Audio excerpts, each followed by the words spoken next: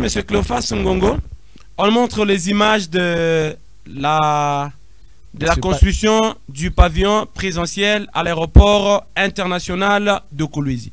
Là, c'était la pose de la première pierre par son excellence Masuka Saini. Et puis après, il y a eu le début des travaux.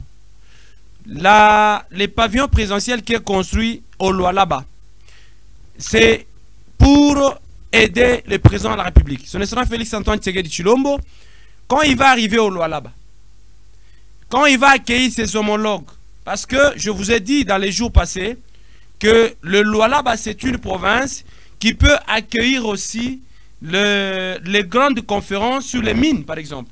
Parce que nous regorgeons beaucoup d'entreprises minières ici au Lualaba. Et quand nous recevons les entreprises, quand nous recevons plutôt des grandes conférences, il y a des personnalités du monde entier qui doivent venir au Lualaba. Quand ces personnalités viendront au Lualaba, il faut nécessairement que nous ayons des bureaux propres pour le recevoir. Parce que le président de la République d'un pays étranger, quand on les reçoit, on ne les reçoit pas à l'aérogare là-bas, de tout le monde, là on reçoit tout le monde. Non. Et on les reçoit ici. Il y a déjà un salon VIP. Oui, justement, c'est VIP, effectivement. Mais quand vous allez, par exemple, à l'aéroport de Kinshasa, il y a ce qu'on appelle les salons diplomatiques. Les salons diplomatiques, c'est là qu'on reçoit les présidents des pays étrangers.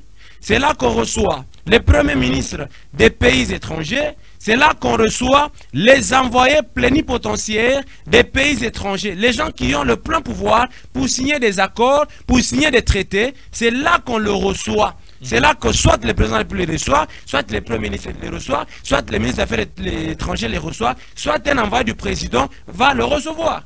Et donc ça n'a pas existé dans la province du Lualaba. C'est ainsi que son excellence Masuka Saini, elle a dit qu'il faut construire ça pour permettre à ce que le président de la République a déjà un pavillon présidentiel, un bureau de travail là-bas sur la route Kazembe. Il a une résidence sur la route Kazembe. Et donc, il faut construire aussi quelque chose de cette dimension pour le permettre à passer beaucoup de temps en Kolwezi. Parce que si le chef de l'État se déplace dans votre province, écoutez, c'est l'institution la plus importante du pays. Ça fait bouger tout dans le pays. Et c'est le pays, plutôt c'est toute l'attention du pays qui est focalisée sur la province.